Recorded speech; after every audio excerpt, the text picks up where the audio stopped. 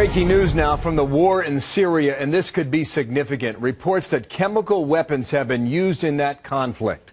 U.S. officials say their latest intelligence shows Syrian forces over the weekend began mixing two chemicals needed to make deadly sarin gas, raising significant new concern that Bashar al-Assad may be preparing a gas attack.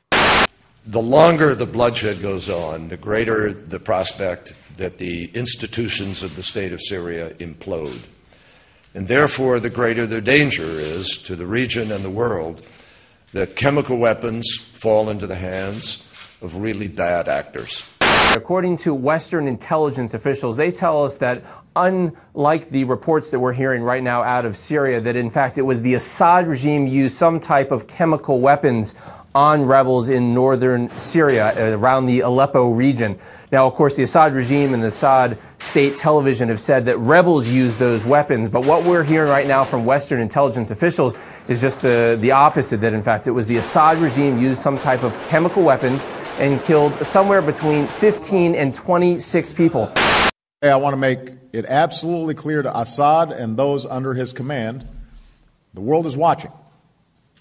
The use of chemical weapons is and would be totally unacceptable.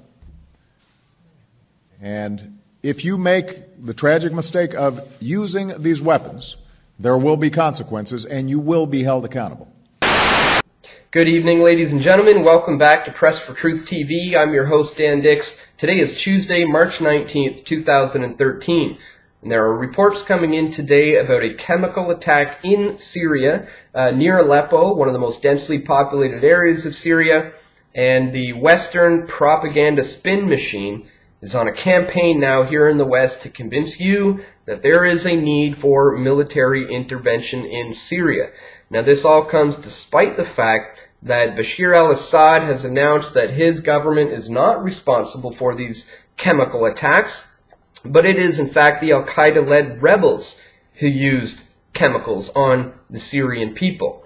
And I think one part of the puzzle, a big piece of this story that is missing from the Western media, is the fact that these al-Qaeda-led rebels are the creation of the CIA. It is British and Israeli and American intelligence who have been arming and funding these rebels in order to generate the chaos, to create the mayhem that is necessary to provide the excuse for military intervention. And we have to be aware of the fact that there is an agenda for a complete takeover of the Middle East. And it has been excelling at an exponential rate in the last 10 years. But I can't help but wonder, when are people going to start to see the patterns that emerge here? I mean, it wasn't that long ago that we were all told about the weapons of mass destruction and the need to go in and stop Saddam Hussein. Well, many of us know that it later came out that there were no WMDs. In fact, it was recently revealed that the CIA and the FBI knew full well that there were no WMDs before the invasion. But again, it's all about providing the excuse to intervene militarily, all under the guise of humanitarianism. So that's what we're seeing right now coming from the propaganda spin machine here in the West. So today I would advise you, if you're trying to learn about some of the things that are going on in Syria, turn your TV off. Right now it is just pure propaganda trying to convince you that we need to get in there to stop Bashar al-Assad. Now, I'm not sitting here saying that he's some shining beacon of light or anything. This man is a dictator. Their government has problems, just like every government does. But what I'm trying to tell you is that we are being manipulated here in the West by the mainstream media to convince us that there's a need to go in there and to intervene militarily. And I think this plays into the bigger picture of their goals of an eventual invasion of Iran. But, I mean, steps have to be taken. They have to take over Syria and Hezbollah before they could even dream about invading Iran. So we're now starting to see all these steps unfold. And again, if you're trying to learn about this, please turn your television off. It is pure propaganda today coming from the mainstream. So In that respect, I want to leave you today with an interview that I did with the Iranian news station Press TV in Iran over 7 months ago now, where they asked me about my views on the propaganda spin machine here in the West that's trying to convince people to get behind this push for military intervention. And in this interview over 7 months ago, I also point out that we have to be careful of a false flag type scenario where they could use chemical weapons to be blamed on the Assad regime in order to provide the excuse to go in and intervene militarily. And again, of course, this is all being done by the Al-Qaeda, Al-Qaeda-led rebels, but we're trying to, they're trying to convince us here that this is all the Assad regime and he needs to be stopped. So here's that interview that I gave Press TV just over 7 months ago, talking about everything we're seeing in the news today. We're going to cross over to Toronto now. We're being joined by the founder of Press for Truth, Dan Dix, to discuss the situation in Syria a bit further. Many thanks for joining us here on Press TV, sir. Now, the fight for Aleppo still continues, with many terming it as a turning point. How important do you think Aleppo has become in what many call the proxy war of the U.S. and its allies against Assad? Well, knowing that Aleppo is the most densely populated city in Syria, it is the key to this current battle that is going on. If they manage to take over the city of Aleppo, that could potentially mean the beginning of the end, and that's why we hope to see the Syrian government continue to push back these Al-Qaeda-led rebels who, we have to remember, there's a large propaganda campaign going on here in the West to convince everyone that the violence and the bloodshed is coming at the hands of the Assad government.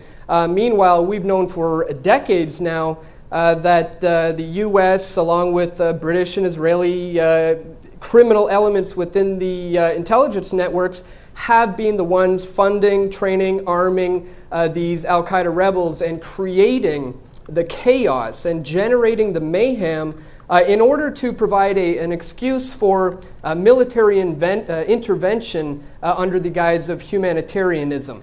So I think Aleppo is absolutely important to continue to pay attention to because what happens there could certainly trigger the rest of this ongoing situation there in Syria. Indeed, now the UN observers have moved out of Aleppo, we've just reported, due to the heavy fighting, and their mandate also soon comes to an end. Annan has left his post. The UN observer mandate is set to expire soon as well. Where does this leave the 6-point peace plan? Well, I think having Annan announce his stepping down is going to be used again as more propaganda to suggest that a 6-point peace plan is not possible and that this conflict cannot be resolved peacefully. Therefore, military intervention may be the only answer to stop the bloodshed.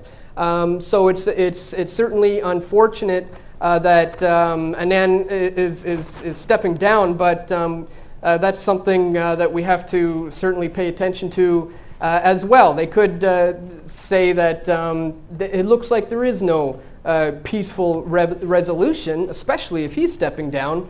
Therefore, maybe the only answer is going to be military intervention, and I have a feeling that some of the things we may be hearing more of here in the West in response to Annan's announcement of stepping down.